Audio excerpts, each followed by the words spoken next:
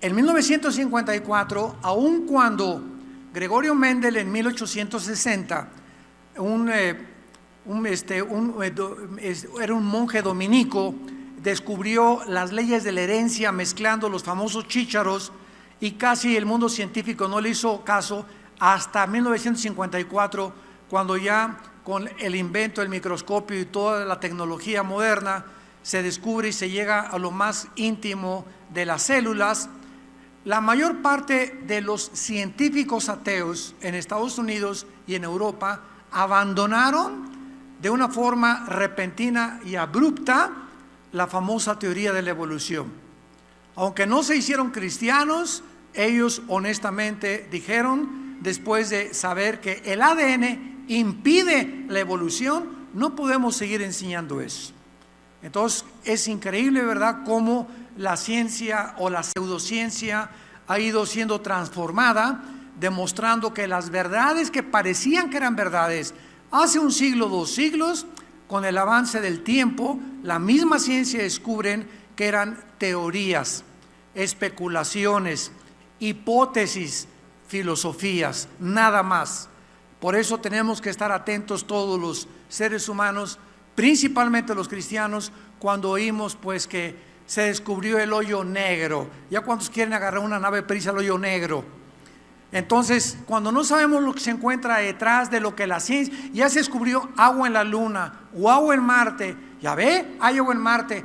Pues no, es que no era agua, pasan 3 o 4 meses, no era agua, nos equivocamos, era esto, era un reflejo, lo que sea. Y así pasa casi siempre en el mundo científico, cuando se adelantan a proclamar supuestos descubrimientos que no han sido probados, porque para que sea científico, ¿qué tiene que ser?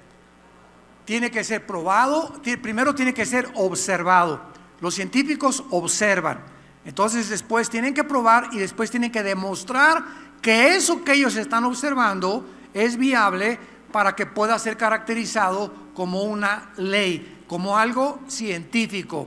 Mientras no se ha demostrado en un laboratorio, a través de probetas, tubos de ensayo, etcétera, etcétera, no puede ser caracterizado como científico, como no lo es la famosa teoría de la evolución, que se sigue enseñando desgraciadamente en la mayor parte de las secundarias, preparatorias y universidades del mundo. Muy bien, terminamos con el 7º día, capítulo 2 del Génesis, del 1 al 3. Y dice así: este es el último día que la Biblia nos relata acerca de la creación de Dios. Fueron pues acabados los cielos y la tierra, y todo el ejército de ellos. Y acabó Dios en el día 7º la obra que hizo, y reposó. Esta palabra es Shabbat, que los judíos después la usaron como nombre, aquí está como verbo. Vamos a ver la diferencia. Reposó Dios el día 7º de toda la obra que hizo. Y bendijo Dios al día 7º y lo santificó, porque en él reposó de toda la obra que había hecho en la creación. La palabra hebrea que aquí se usa, y vamos a profundizar en esto en esta última conferencia, para reposar es Shabbat, que significa literalmente completar o cesar de trabajar. Entonces, cuando Dios dice que Él reposó el 7º día, no significa que le dijo al arcángel Miguel: tráiganme una hamaca, porque estoy cansadísimo de todo lo que he hecho, necesito 3 días de vacaciones. Entonces no significa que Dios se haya cansado. Dice Isaías capítulo 40 que Dios no se cansa ni desfallece. No es como nosotros. Dios no está sujeto, ni las criaturas del mundo espiritual, a las leyes físicas, ni a las 4 dimensiones en las que tú y yo habitamos en este universo cerrado, que es el que Dios creó con leyes cósmicas inexorables. Muy bien, la palabra Shabbat aquí no es un nombre propio para el 7º día, porque repito, es un verbo. No se usó como nombre propio para el 7º día hasta el libro del Éxodo, ¿Qué significa esto? Porque fue hasta el Éxodo que Dios ordenó el Shabbat o el séptimo día a Israel para que después de 6 días ellos trabajaran. Esto es asombroso porque independientemente de la interpretación teológica, es increíble que el calendario está actualizado y ordenado en semanas de 7 días y solo existe una razón. Dios mismo estableció que el ser humano después de 6 días necesita detenerse. No son 8 días, ni a los 5 días, ni a los 4 días. Entonces, lo que Dios le ordena a Israel, lo vamos a ver espiritualmente, como Cristo lo cumple. Y cuando el cristiano entra al reposo de Dios, ya no es para descansar el sábado, sino que ahora hay gente que nos pregunta, siempre que voy a algún lugar, ¿y ustedes los cristianos por qué no guardan el sábado? Mi respuesta es, oye, te ganamos, nosotros guardamos el sábado, el domingo, el lunes, el martes, el miércoles, el jueves y el viernes. ¿Por qué? Porque lo que era una señal solamente para Israel, para nosotros es espiritual, porque cuando venimos a Cristo hemos descansado en Él. Jesús es nuestro Shabbat. Entonces, cuando vienes a Cristo, descansas de tus obras, descansas de tratar de hacer obras para agradar a Dios. Esta es la diferencia entre la justificación por la fe y los que buscan hacer algo, sacrificarse o cumplir con una religión para que Dios los acepte. Nosotros hemos aceptado en el amado, en lo que Jesús hizo en la cruz. Lo voy a explicar con más detalles más adelante. Muy bien, veamos pues entonces que aunque muchos enseñan el sábado fue ordenado desde la creación, aquí no hay ningún mandamiento para guardar el Shabbat, para guardar el sábado. El mandamiento fue dado hasta el libro del Éxodo, cuando en el monte Sinaí Dios le dio las leyes morales, civiles y ceremoniales a Moisés. Vamos a ver las bases de este sábado y basados en la creación. Y esto es muy importante. Número 1, los que quieran ir tomando nota. La base del sábado y la razón por la cual Dios descansa el día séptimo es para recordarle a Israel, el pueblo y la nación que él iba a formar después, cuando Dios hasta el capítulo 2 se llama Abraham, y de un hombre Dios le dice a Abraham, te voy a multiplicar, y las naciones a través de la historia van a ser bendecidas por ti. ¿Por qué? Porque a través de los judíos vino el Mesías, y a través de los judíos tenemos las Sagradas Escrituras. Entonces Dios escoge formar una nación, que es la nación de Israel, para que pudiéramos nosotros ser bendecidos todos con la Biblia y con la persona de Cristo. Y si Dios hubiera escogido a los mexicanos, los guatemaltecos hubieran dicho, ¿y por qué no a nosotros? Y si hubiera escogido a los italianos, los franceses hubieran dicho, ¿y por qué a los franceses? Y así es el ser humano.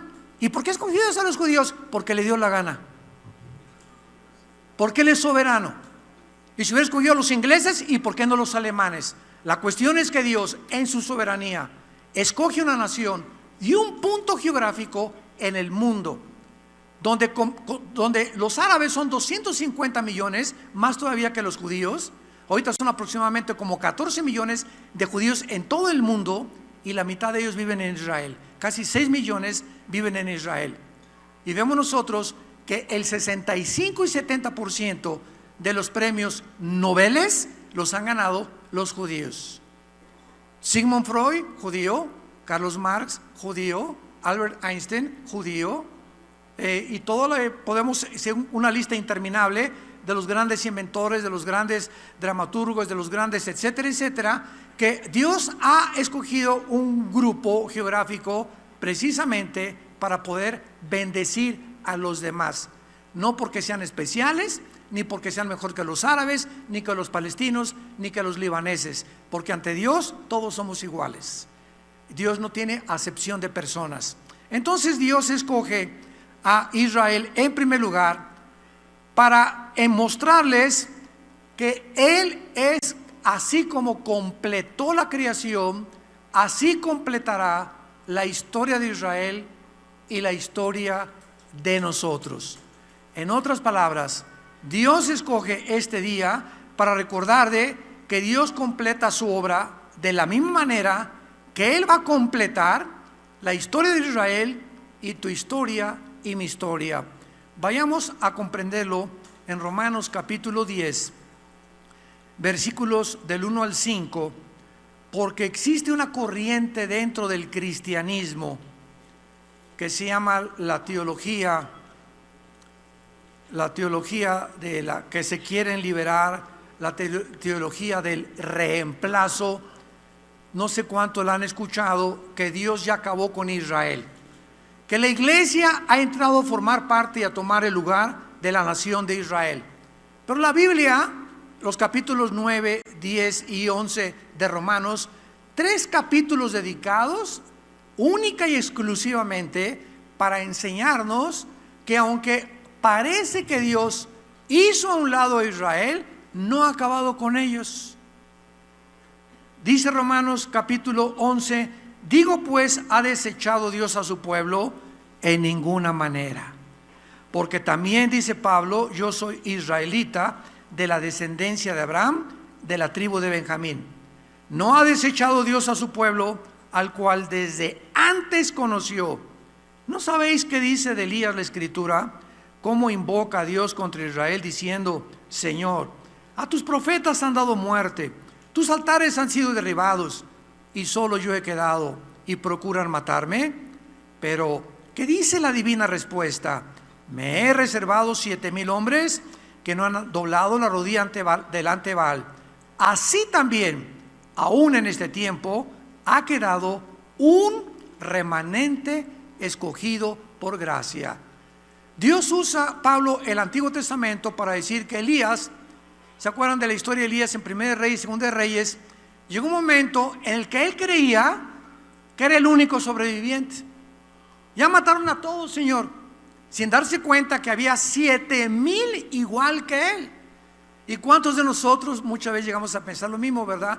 Ay, Señor, yo soy el único en la escuela que soy cristiano. Yo soy el único en mi familia yo soy el único en mi trabajo. Yo soy el único que... Y sabes una cosa, es que tú no sabes que no eres el único, ni yo tampoco. Hay muchas personas que Dios tiene en todos lados, que son el remanente y que permanecen fieles al Hijo de Dios. Entonces, esto es una prueba indubitable de que Dios no ha acabado con Israel. Versículo 11 y 12. Digo pues, ¿han tropezado los de Israel para que cayeran? En ninguna manera. Pero por su transgresión vino la salvación a los gentiles para provocarles a celos. Y si su transgresión es la riqueza del mundo y su defección la riqueza de los gentiles, ¿cuánto más su plena restauración? Y ya si seguimos leyendo Romanos 11, 25 y 26, y cuando Jesucristo venga, todo Israel será salvado. Desde luego los que en ese momento creían en Cristo como el Mesías. Y así como han muerto muchos gentiles sin Cristo, no significa que el hecho de que una persona sea israelita, no significa que el hecho que una persona sea judía, se pueda creer que esa persona es salvada y escogida por Dios. De ninguna manera. Lo explica el capítulo 2 de Romanos. No todo el que nace o es heredero de Abraham físicamente o genéticamente tiene la salvación, sino el que ha sido circuncidado en su corazón. Solo los judíos que realmente han creído en Jesucristo, que se les llama ahorita mesiánicos, son los que verdaderamente tienen la salvación. Habrá millones de judíos también que se van a condenar eternamente. Y esta es la razón por la cual ahorita hay movimientos en el mundo mesiánicos, gracias a Dios por ellos. Pero qué triste cuando los cristianos oímos, pues ya el hermano se fue a una iglesia que es como sinagoga, y es como que le están enseñando las raíces hebreas, y es una iglesia mesiánica, y ya se ponen la kipá. Los hermanos de judío tienen la cara que yo de oaxaqueño. y se visten ya como los judíos y quieren a celebrar todo como los judíos y quieren guardar el sábado otra vez, sin entender que el hecho de que tú creas que te quieres regresar o hacerte judío, no lo vas a hacer. Es como hacer un perro gato o un gato perro, porque no puedes cambiar su naturaleza por sus genes. La genética biológicamente nos impide cambiar de género. Si tú tienes el cromosoma Y, eres macho camacho. Si tienes los 2X, eres mujer. Entonces, ¿qué nos hace hombres y qué nos hace mujeres? Los cromosomas. Entonces, si tú tienes el cromosoma X, eres mujer, y si tienes el Y, eres hombre. Las mujeres no tienen el cromosoma Y. Muy bien, en segundo lugar, como apóstol del Señor del sábado, en segundo lugar, Pablo abroga la ley y las regulaciones de las observancias que los judíos tenían que cumplir bajo el Antiguo Testamento, como algo que la iglesia no tiene que guardar. Las 7 fiestas judías que Dios le dio, que eran de Dios a Israel, que es la Pascua, los panes sin levadura, Pentecostés, el día de la expiación, las trompetas, el Sucot, etcétera, etcétera. Nosotros, por ejemplo, como iglesia, celebramos el Sucot entre octubre y noviembre. Ahí en la iglesia de Santa Fe lo hemos hecho, en la iglesia del norte, no como una obligación que tengamos los cristianos que cumplir, sino para mostrarle al pueblo qué se encontraba detrás de la fiesta del Sucot, porque es la que vamos a celebrar cuando muramos, es la primera que vamos a celebrar con Jesucristo. Enseñarles qué es la fiesta del Sucot, pero no para guardarla, sino para ilustrar qué se encuentra detrás de esa fiesta, que es Jesucristo. Entonces, el cristiano, bajo el nuevo pacto, lo vamos a ver poco a poco, no está obligado a regresar a las leyes ceremoniales del Antiguo Testamento. En el Antiguo Testamento los hombres no se podían rasurar. En el Antiguo Testamento las personas no podían comer carne de puerco. En el Antiguo Testamento tenían el sábado que guardarlo, tenían que matar un becerro, tenían que matar corderos. Los más pobres, como la Virgen María y José, los padres de Cristo, eran tan pobres que el día del sacrificio tuvieron que ofrecer un palomino, que eran las aves para las personas que eran muy pobres. Entonces todo eso ya perteneció a Israel, y tenemos que entender la diferencia entre la iglesia, que es una entidad completamente diferente a la nación de Israel. Vamos a ver poco a poco. Por ejemplo, comencemos con Colosenses capítulo 2, donde el apóstol Pablo, a esta iglesia que querían regresar al legalismo otra vez, a comenzar a dejarse la barba, y los que nos la dejamos no significa porque queremos cumplir la ley de ninguna manera, ¿verdad? O sea, ya no es nada obligatorio para nosotros los cristianos. Dice así Colosenses 2, 16 y 17. Miren lo que dice Pablo a la iglesia: nadie los juzgue ya. No permitas que nadie te juzgue. ¿En qué cosa? En lo que comes o en lo que bebes, más que en las manitas de puerco en vinagreta. No permitas que ya nadie te juzgue. Es que yo tomo una chela, hermano, una bohemia negra con la carne asada, y es una sola, y llegas tú a la carne asada, al día de campo, y vas al hermano con su cerveza y le dices: eres un borracho, te vas a ir al infierno. ¿Qué estás haciendo? Le estás señalando y lo estás juzgando. El hermano te va a contestar: ¿sabes una cosa? La cerveza y la levadura que tiene es 1000 veces más nutritiva que la panza de Santa Claus que tú tienes. Oye, es que mira, esa persona se tatuó. Si eres gordo, no te atrevas a juzgar a nadie que está tatuado, porque más daño le haces al templo, porque tú no eres templo, eres la catedral del Espíritu Santo. Entonces comenzamos a estar buscando en las cosas superficiales, con lo que hacemos, que el hermano toma vino, que no toma vino, que toma esto y eso, y comenzamos a vivir una vida, un cristianismo superficial, legalista se llama esto. Y lo que Dios ve es el corazón. El hermano, ¿supiste que puso árbol de Navidad? Y el árbol de Navidad era de los babilonios. Y es un paganismo. Yo no pongo árbol de Navidad. Imagínense el hermano que dice, yo no pongo la Navidad. Y está en la Navidad, pues fueron a los tacos del jefe, y pues hay un árbol de Navidad, su comidita y todo lo que quieras, ¿verdad? Y con las caras así. Y están los hermanos en Navidad, jingle bells, noche de paz, contentos, alegres. Y dice Dios al ángel Gabriel, ve a ver a los que no pusieron árbol, ponles una palomita. Y a los que pusieron árbol, ponles un tache. ¿Se imaginan a Dios juzgándonos por lo que estamos haciendo o dejamos de hacer? ¿Qué es lo que ve Dios? Dice la Biblia, el reino de Dios, Romanos 14, no consiste en bebida, comida, sino en paz y gozo en el Espíritu Santo. Si tú pones tu árbol de Navidad y estás contento y gozoso, es lo que le interesa a Dios. Y si no pones árbol de Navidad y estás con tu jeta de este tamaño y maltratas a tu esposa y eres una persona que durante todos los 11 meses anteriores del año ni siquiera tuviste una relación con el Señor, ¿tú crees que por no poner árbol ya vas a ser más aceptado por Dios que por aquellos que lo pusieron? Lee Romanos 14. Ya no juzguen unos un día de otro día, uno que sea ser vegano, el otro que come puerco, hay otro que toma la cerveza y el vino con su comida, otros puro agua de limón. Pero esta es la cuestión, ya nadie los juzga en comida o en bebida, o en días de fiesta, luna nueva o shabbats, o días de reposo, todo lo cual es sombra de lo que ha de venir, pero el cuerpo es de Cristo.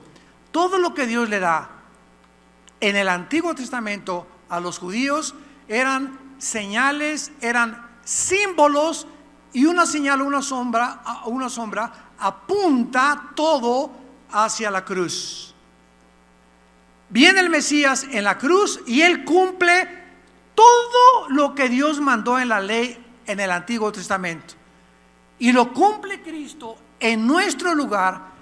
Y en ese momento, al cumplir Cristo todo lo que el Antiguo Testamento o los 10 mandamientos mandaba Dios que fueran guardados, Jesús los cumple en nuestro lugar. Y el momento en que tú recibes a Cristo, Dios nos declara ante el tribunal cósmico justos, sin serlo, por gracia. En otras palabras, la Biblia dice en Santiago, si tú fallas en un mandamiento, te haces culpable de los 10. Nadie desde Adán hasta nuestros días, nadie ha cumplido los 10 mandamientos. Pues yo no robo, o que no eres ladrón, pero eres chismoso. Como el joven que se acercó a Cristo, Señor, ¿qué tengo que entrar al cielo, guardar los mandamientos? Los he cumplido todos. ¿Y qué le dice Cristo? Vende todo lo que tienes.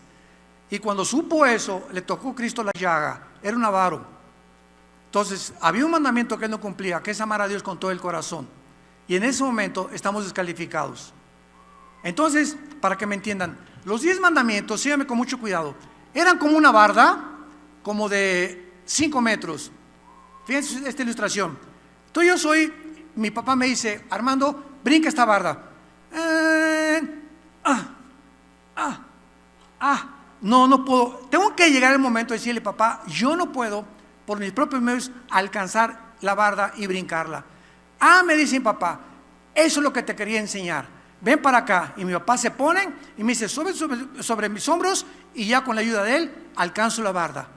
En otras palabras, la barda son los 10 mandamientos y nadie ha podido cumplirlos. La pregunta es, oye Dios, si tú sabías que nadie los iba a cumplir, ni podía alcanzar nadie esa altura, ¿para qué la pusiste tan alta? ¿Para qué no los diste? Para que reconocieran que separados de mí nada pueden hacer. Que cuando yo entre a tu vida, yo los voy a cumplir. Tú eres imposible que los cumplas por tu imperfección, y yo en lugar de ti los cumplí en una cruz, cumplí toda la ley, y ahora nos es imputada lo que se llama la justificación por la fe. Romanos capítulo 3. Somos declarados justos por Dios, no porque lo seamos, sino porque alguien en nuestro lugar hizo la justicia y cumplió la justicia que nosotros nunca hubiéramos podido cumplir. Por eso la salvación no es por obras, es por gracia. Porque por obras nadie alcanza la barda, nadie alcanza a cumplir las leyes de Dios.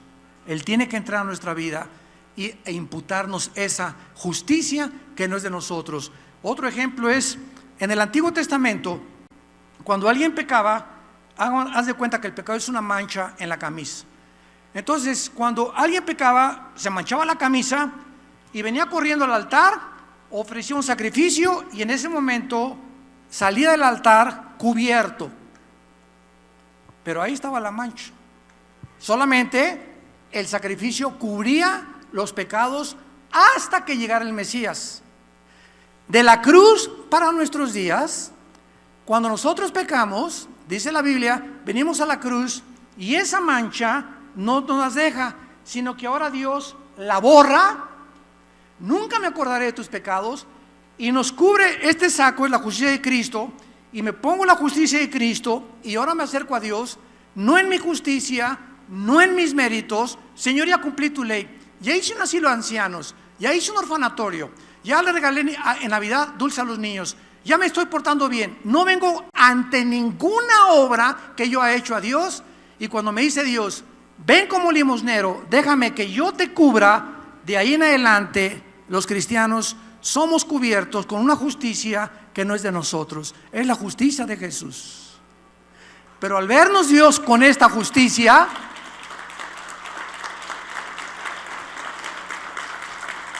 al ser yo cubierto con esta justicia, puedo acercarme a Dios.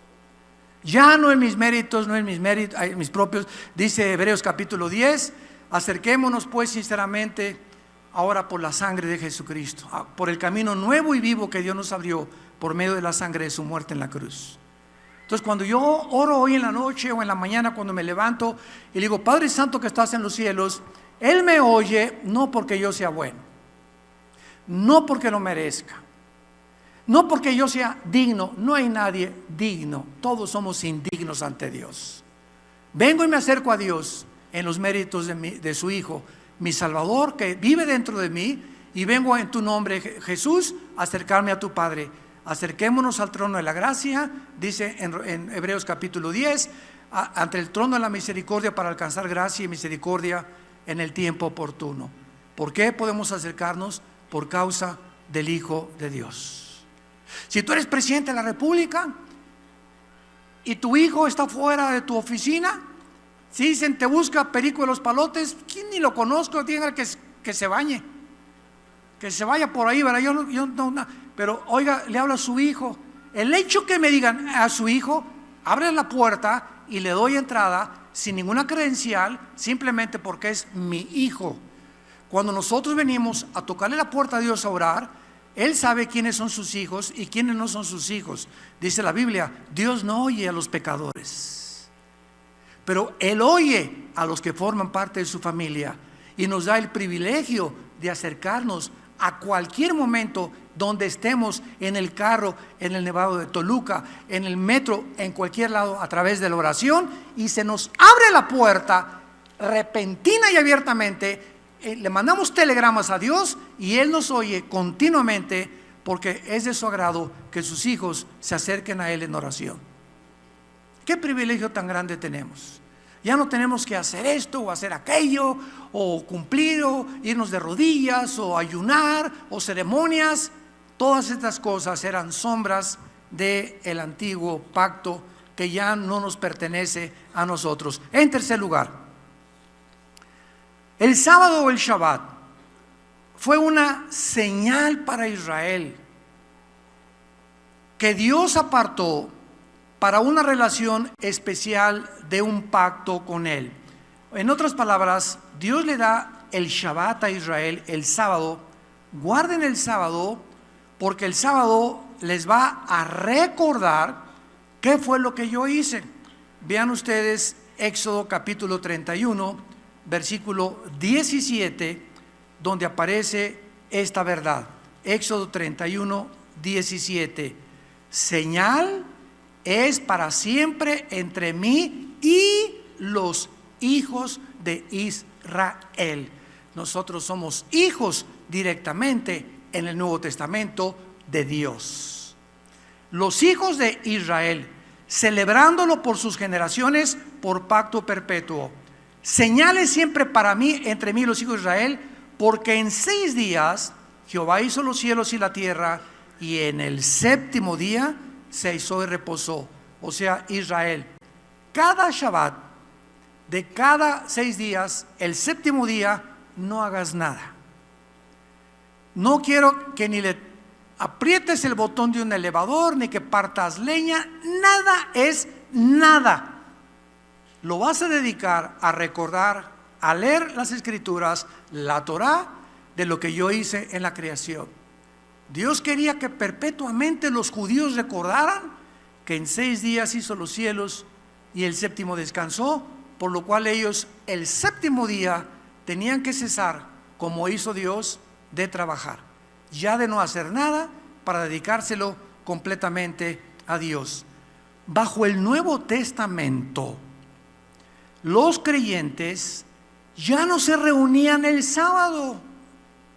Bajo el Nuevo Testamento se reunían el primer día de la semana, Sunday. El domingo, que es el primer día de la semana, a partir del pan, a enseñar y estudiar las escrituras. ¿Por qué? Lo voy a explicar. Cristo resucita el primer día de la semana, el domingo. El Espíritu Santo en Pentecostés, Hechos capítulo 2, viene el día domingo, el primer día de la semana. Y en ese momento los apóstoles entendieron que venía una nueva creación, porque hasta que Jesucristo y el Espíritu Santo entraron al mundo, Dios no volvió a crear nada. Pero dice 2 Corintios 5:17, el que está en Cristo,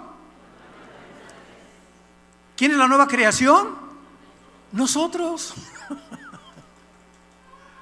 Aleluya. Nosotros somos una nueva creación, completamente nueva, que Dios no había hecho antes. Vuelve a crear dentro de nosotros a Jesús, el Espíritu Santo, porque es lo que está siendo creado. Estamos siendo creados, Romanos 8:28, a la imagen del Hijo de Dios. En Gálatas, Pablo le dice a los Gálatas, hasta que Jesús se ha formado dentro de ustedes. Ahora veamos esta verdad. Por ejemplo, Hechos, cuando ya los apóstoles comienzan a reunirse, Hechos 20, versículo 7. El primer día de la semana, ¿cuándo es? El domingo. Reunidos los discípulos para partir el pan, Pablo les enseñaba, habiendo de salir al día siguiente, y alargó el discurso hasta la medianoche. Ya no era el sábado cuando se reunían a partir el pan. Ahora, después de Pentecostés, los apóstoles y discípulos comenzaron a reunirse el día domingo. Pero vamos a confirmar todavía aún más esto que acabamos de leer. Y vayamos a la primera carta a los Corintios, capítulo 16, para que veamos la corroboración y la confirmación de lo que estamos enseñando. 1 Corintios 16, del 1 al 2. En cuanto a la ofrenda para los santos, hagan ustedes también de la manera que les ordené en las iglesias de Galacia. Cada primer día de la semana, o sea, cada domingo, cada uno de vosotros ponga aparte algo, como lo hacemos cada domingo, la ofrenda o el diezmo, según haya prosperado, guardándolo, para que cuando yo llegue no se recojan entonces ofrendas. Ya ahora los apóstoles partían el pan, recogían las ofrendas. Todo lo que hacían era el primer día de la semana. Israel, Dios le dio el 7º día, a nosotros nos dio el primer día, que para ellos es el 8º día. Sígame con cuidado. El número 7, esto es en la gematría, que es el conocimiento de los números de acuerdo a las letras hebreas y griegas. Gematría con G de Jorge, perdón, de Gárgara. En la gematría, el 7 representa lo completo, la perfección. Pero todos los nombres de Jesús, admirable, consejero, Dios fuerte, Jesucristo, suman el 8. Esto es increíble. Suman el 8. Nosotros pasamos de lo completo, que es el 7, a aquello que solamente puede ser lo perfecto a la semejanza de Él. David escribía en el Antiguo Testamento: cuando despierte, o sea, cuando muera, seré semejante a ti, despertaré a tu semejanza. Y ahora que nosotros celebramos el primer día de la semana, que es el octavo para ellos, hemos entrado a la perfección con Cristo en nuestra vida. El hombre sin Jesús es un ser humano incompleto. No podrás jamás llegar al final de la meta del propósito de tu vida sin Jesucristo en tu corazón, porque Él ha venido precisamente a mostrarnos estas grandes verdades. En quinto lugar, en el libro de los Hebreos encontramos la expresión precisamente del Shabbat a la iglesia, interpretándonos el Espíritu Santo, lo que significa el sábado para nosotros los cristianos. Hebreos capítulo 4. Temamos pues, no sea que permaneciendo aún la promesa de entrar en el Shabbat, que aquí se tradujo el catapausis o el descanso, alguno de ustedes parezca no haberlo alcanzado. Porque también a nosotros se nos ha anunciado la buena nueva como a ellos, pero no les aprovechó el oír la palabra por no ir acompañada de fe en los que lo oyeron. Pero los que hemos creído hemos entrado en donde. Los que hemos creído hemos entrado en el reposo de Dios, en el descanso de Dios. ¿Qué es lo que nos hace descansar de esa conciencia que nos atormentaba? Y hermano, pues usted no sabe lo que yo fui. He abortado 7 niños, he matado 25 personas. Me dicen que fui el borracho, parrandero, jugador de Metepec. Me decían la leona, hermano, de Peralvillo. Usted no sabe que yo fui el máximo capo de capos y el traficante más grande que existe en el mundo de drogas. ¿Usted cree? Esto que estoy diciéndoles a ustedes es el testimonio de quienes creen. Cuando fuimos a las prisiones, ahora ya no tengo tiempo de ir, pero tenemos un ministerio en México que va a Santa Marta Catitla, vamos al Moloya cuando nos permiten cada 2 o 3 meses, y en la cárcel de mujeres encontramos, al compartir estos mensajes, estos testimonios. ¿Usted cree, como me dijo un muchacho en 1987 en Santa Marta Catitla, que después de que prediqué se acercó conmigo llorando y me dice: pastor, yo soy una persona y le quiero confesarlo a usted, soy un asesino. Estoy aquí, me dijo, en la cárcel porque en el periférico, yendo hacia Ciudad Satélite, alguien se me atravesó y le di 2 balazos con mi 38, y por ese crimen estoy pagando 15 años en Santa Marta Catitla, pero yo debo antes de eso a 25 más. Antes de ese crimen, a los 14 años maté por primera vez a una persona. A los 15 yo era asesino a sueldo de un político en Veracruz. Y después me convertí en un asalariado, en un sicario, donde comencé a cobrar por cada persona y me pagaban de 30 a 50 mil pesos por cada persona que yo mataba. Y por esos 25 crímenes y por el que yo estoy aquí, ¿usted cree que Cristo me pueda perdonar? ¿Saben qué le contesté? La sangre de Cristo nos limpia de toda maldad.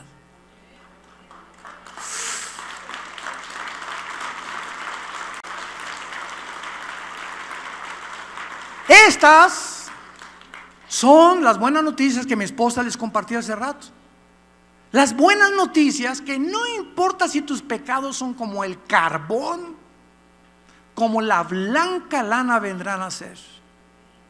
Y cuando uno oye este mensaje, que no importa lo que tú hayas hecho, hay perdón en la cruz, a las que hayas abortado, cuántos divorcios tengas, en la cruz, Cristo, lo que tú tenías que pagar por todos esos 25 crímenes, le dije a este hombre, Él los pagó en la cruz por ti. Y las buenas noticias es que si tú le aceptas como tu Señor, Dios te ve como si nunca hubieras pecado. casi se desmaya de oír esta buenísima noticia. ¿Cómo es posible? Sí. Y claro que no falta quien se acercó a alguien, ¿verdad? Y ahí sí que fácil, ¿verdad? Que ya nada más porque a Cristo ya. Pues, y le dije, no, es que no fue fácil, fue la vida que Él dio en la cruz en nuestro lugar. No fue fácil para Dios. Y por eso se llama por gracia, porque no lo merecemos. Dios nos los da porque nos ama. Por medio de la fe somos salvos en Cristo Jesús. Y esto es maravilloso. Quiero darles una noticia, y muchos de ustedes se van a sorprender. No sé cuántos de ustedes son parientes del Chapo, o lo conocieron, o fue tu padrino. Este hombre, conocido como el más grande traficante de todos los tiempos en los últimos años, está finalmente en una cárcel de Chicago purgando una pena de pena perpetua. Su mamá, para los que no están informados, la mamá de él es cristiana, apostólica, hace más de 35 años. Y él hace muchos años le mandó construir una iglesia a su mamá. Y su mamá no ha dejado de orar todos los días por él. Ahora, muy bien, mientras él estuviera en la posición en la que está, era muy difícil que él recibiera a Cristo. Vean lo que hizo Dios, es un acto de misericordia. Pero ahora que él ya está en una celda de 4 por 3 metros, encerrado para toda su vida hasta que se muera, ahí en Estados Unidos hay una ley que todos los presos necesitan leer la Biblia. Y en Estados Unidos se les permite a los pastores cada semana ir con los presos, leerles la Biblia, y el único libro que les regalan a los de máxima seguridad es la Biblia nada más. Pues él la comenzó a leer y quiero comunicarles que aceptó a Cristo como su Señor y Salvador.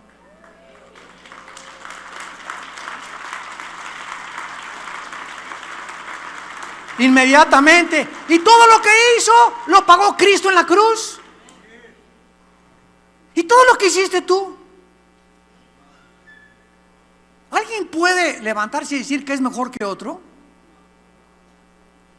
¿Alguien es tan fariseo, tan farisea para decir, es que yo no sé cómo es, ni cómo esa prostituta? A eso vino Cristo, y eso fue por lo que lo persiguieron y lo crucificaron, por envidia. Y viene una prostituta y le comienza a lavar los pies los fariseos. Ay, sí, ¿verdad? Tú eres, te dices el Mesías, y dejas que esos pecadores se acerquen a ti. A eso vino, dijo Jesucristo, por los enfermos, no por los que se creen sanos. Y ese es tu problema, y tu problema, y tu problema, y el problema de mucha gente que se creen tan justos delante de Dios, que por ser tan buenos y no son tan malos como los demás, merecen el cielo. Y el cielo es para los reconciliantes pecadores. Porque los que más han pecado son los que más aman a Dios. ¿Sabías eso? Mientras más pecador hayas sido y más te haya perdonado Dios, más es tu agradecimiento y tu amor hacia Él, precisamente por eso, de saber que jamás hubiéramos podido pagar por lo que habíamos hecho y Él tuvo misericordia de nosotros.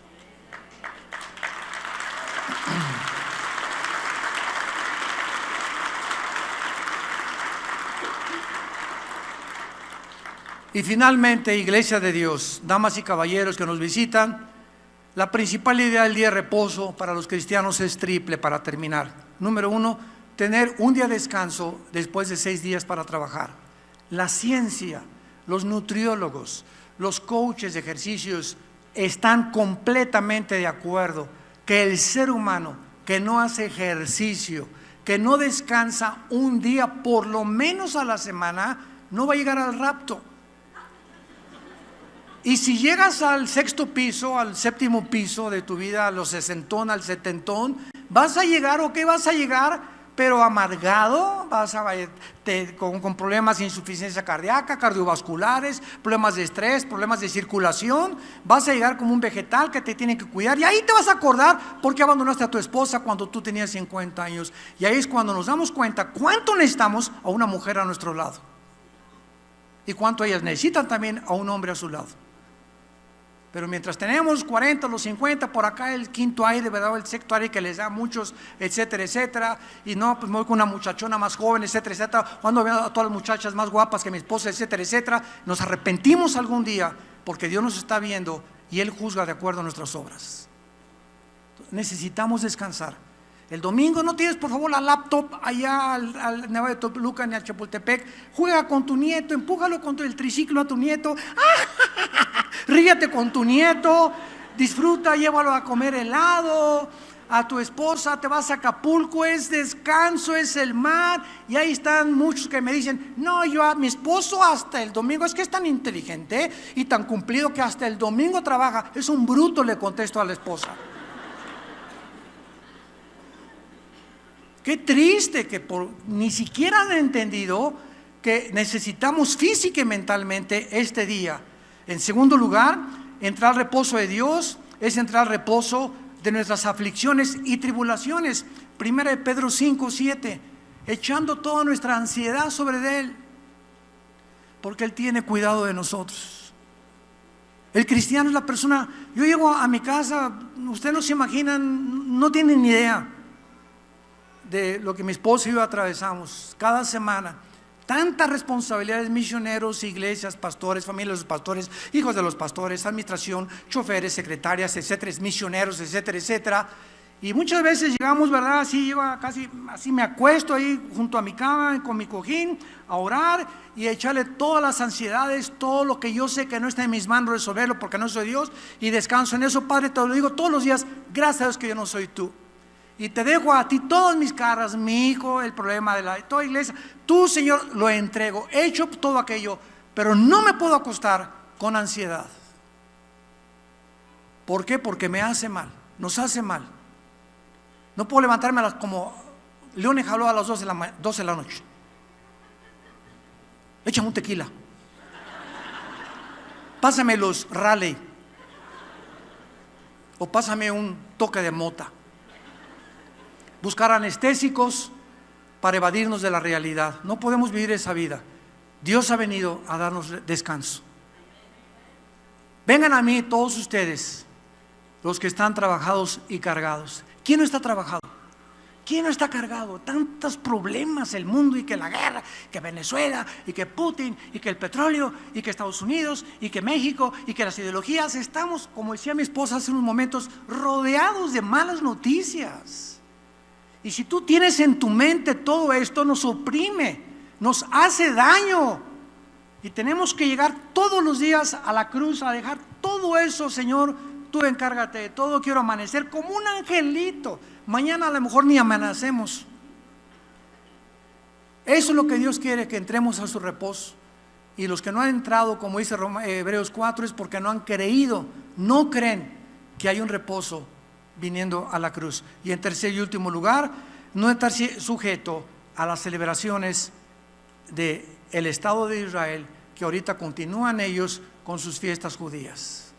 Ya no tenemos por qué celebrar la Pascua, ni celebrar los panes sin levadura, ni los primeros frutos, ni Pentecostés, ni el Rosh Hashanah, ni las trompetas, ni el Yom Kippur, ni la expiación, ni el Sukkot, ni los tabernáculos, porque ya no es obligatorio. Ese es lo que nos libró Dios de las leyes ceremoniales. Ya no tenemos que ofrecer sacrificios, porque el sacrificio ya lo hizo Jesús en la cruz. Y cuando tenemos esta información, somos libres. Somos libres por la ley de la libertad en Cristo Jesús. Somos una nueva creación. Démosle gracias a Dios y alabemos a Dios con todo el corazón. Te damos gracias, Padre, en esta mañana. Gracias con todo nuestro corazón. Yo personalmente te lo doy con toda mi alma de estas palabras que me has puesto, que han venido de la Biblia para tu pueblo, para bendecir a tu pueblo. Gracias, Señor, porque no hay nada perverso ni torcido en tu palabra. Todas ellas son de entendimiento para los que creen y razonables para los que han alcanzado la sabiduría. Gracias, Señor, porque tus mandamientos son como una lámpara a nuestros pies.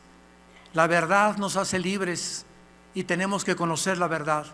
Y estamos en el camino de conocer más y más la profundidad de tu mente, de tus pensamientos, de tus caminos, que son más altos que los nuestros.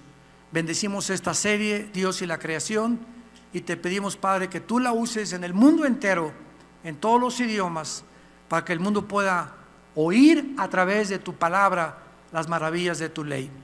Y a todos ustedes en esta mañana y los que ven por la televisión, que quieran venir a la cruz, y entregarle su vida a Jesucristo, hazlo diciéndole estas palabras: Señor mío y Dios mío, te pido perdón por mis pecados.